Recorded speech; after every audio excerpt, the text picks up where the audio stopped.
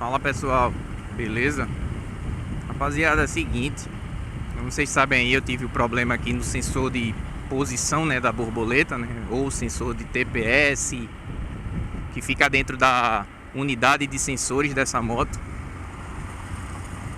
Eu queria falar a respeito aí de outros problemas que vocês podem vir a ter, tá, pessoal? Eu já recebi relatos e também já vi em alguns outros vídeos donos de motos, e não só dessa moto, tá? Isso é para essa moto, isso é para outras motos, outros carros, de que as pessoas ficam andando dessa forma por muito tempo. Claro que dependendo da situação, né, aí vai depender da sua condição financeira, do momento que você vive, da disponibilidade de peças, se você pode ou não parar o veículo, né? Pode ou não levar ele para fazer uma manutenção. Tudo isso vai influenciar.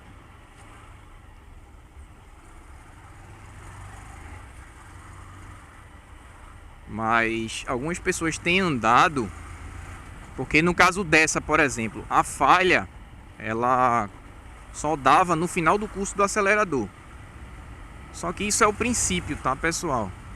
Normalmente isso se agrava ou também acontece em outros momentos. Por exemplo, você está com meio acelerador, com 20% de acelerador, 40%, tá? Qualquer que seja o número, pode ser um momento em que ele perca esse sinal. Porque como vocês sabem, ou para quem não sabe, a injeção eletrônica, uma das coisas que ela se baseia para mandar mais ou menos combustível é justamente a posição do acelerador, que é para saber naquele momento ali o quanto você está querendo acelerar ou não a moto.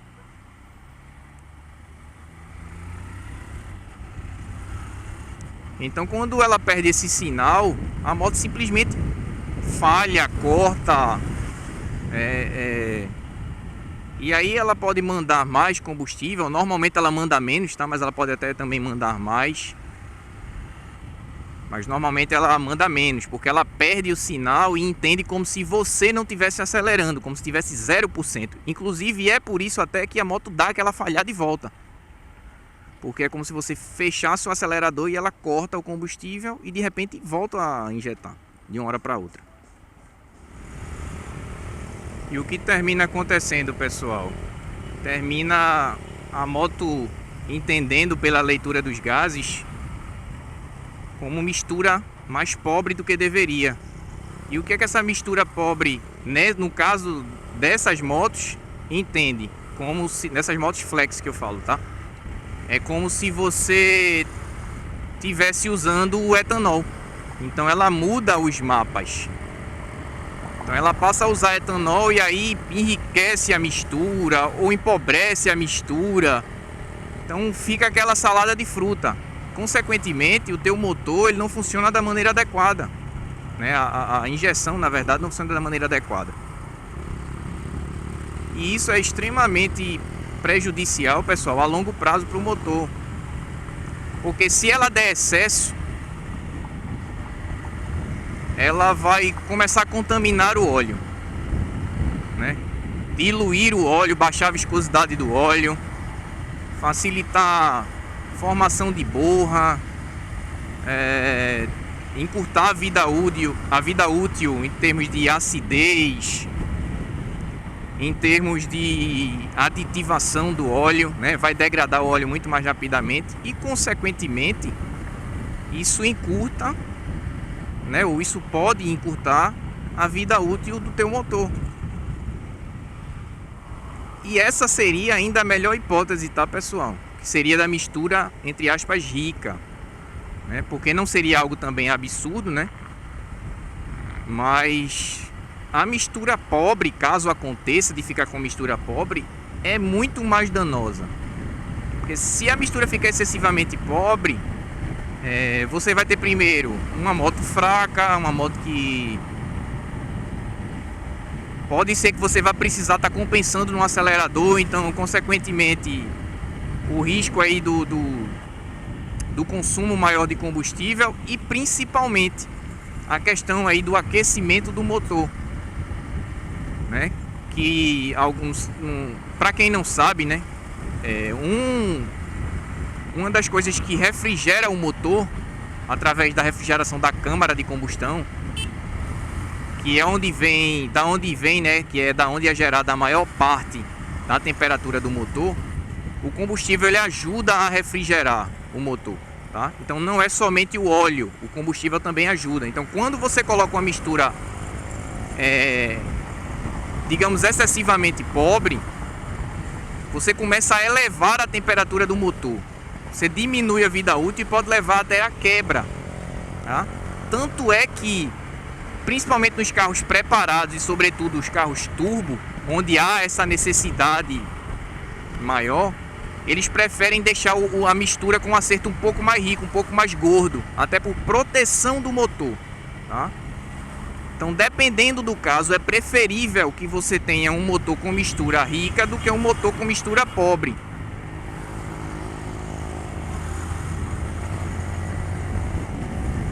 Porque na mistura rica, o risco de causar danos e quebras ao motor, lógico, tá, pessoal, tem uma proporção adequada aí que eu tô falando isso. Esse risco ele é diminuído. Já na mistura pobre, esse risco ele é maior, ele é consideravelmente maior, inclusive, como eu falei, da quebra imediata. Então foi o que aconteceu até com essa moto. Ela passou para o mapa 3, se eu não me engano. Logicamente, né, eu estava andando de uma maneira não adequada. Lembra que eu falei para vocês que eu comecei a forçar o motor, acelerar muito. Fiquei andando com ela falhando de propósito, tá? A princípio, para ver se tinha alguma relação com questão de combustível. Combustível adulterado, como eu falei. Então, com isso, ela foi, pela leitura da sonda, ela foi mudando, pulando os mapas. E ela foi para o mapa 3, que seria uma moto com mais etanol no tanque do que gasolina. O que, obviamente, não condizia com a realidade. E essa até é uma das maneiras de vocês conseguirem identificar, no caso das Hondas, através das piscadas, né? Ela indica isso. Mas se você tiver, por exemplo, uma moto que não é flex, ela não vai ter a luz ALC e tudo mais, porém ela vai ter esses mesmos problemas, tá? A questão da luz aqui, das piscadas, é só para facilitar a indicação de que ela está pulando os mapas. Mas os problemas, os resultados são os mesmos, independente se a moto é monocombustível ou bicombustível. Então, galera, evitem o máximo possível de ficar andando com a moto ou o carro nessa condição. Principalmente se for um veículo mais velhinho, mais cansado, com um motor com uma quilometragem maior. Ah, você pode, entre aspas, estar economizando no momento pelo fato de não trocar a peça naquele momento, né? Mas em compensação você pode ter um prejuízo muito maior com o motor, por exemplo, mais para frente. Então, como eu estou dizendo a vocês, evitem, obviamente, dentro da possibilidade de cada um, para não ter outros danos e às vezes até sem saber o porquê.